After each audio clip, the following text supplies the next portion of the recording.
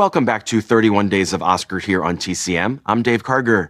Today we're focusing on Oscar-winning epics, and up next is a film that was epic on every level, both on camera and behind the scenes. From 20th Century Fox in 1963, it's Cleopatra. Fox had tremendous ambitions for this epic production and poured all of the studio's resources and then some into it. To begin, the studio hired one of the biggest stars in the world to play the title role, Elizabeth Taylor.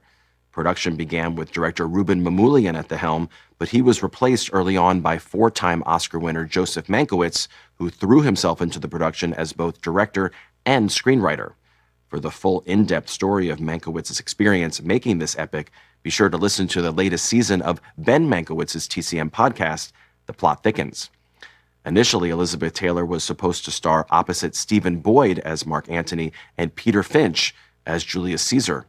But it took so long for the production to get off the ground that both actors had to bow out and were ultimately replaced by Richard Burton and Rex Harrison. This was the first time Burton worked with Elizabeth Taylor, and it was during production on this film in 1961 that the two began an intense affair. Within weeks, it became an international scandal. Both stars were married to other people, and Elizabeth Taylor was already infamous for her marriage to Eddie Fisher, which had put an end to Fisher's marriage to Debbie Reynolds. By the time filming finished on Cleopatra, Taylor had been publicly condemned by Vatican City officials, letters in print media, and even U.S. politicians. The publicity only helped build up anticipation for the movie, and the negative press didn't stop Taylor and Burton from getting married 1 year after the film premiered. It also didn't stop the film from winning 4 Oscars and earning another 5 nominations, including one for Best Picture. From director Joseph Mankiewicz in 1963, here is Cleopatra.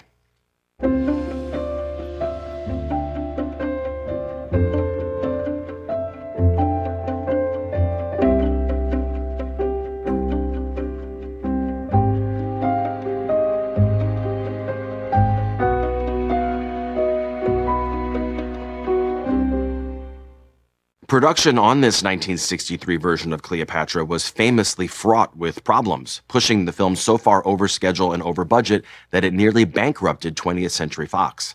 Despite its many setbacks, the movie earned a lot of attention at the Academy Awards, winning 4 Oscars for its cinematography, art direction, costumes, and special effects.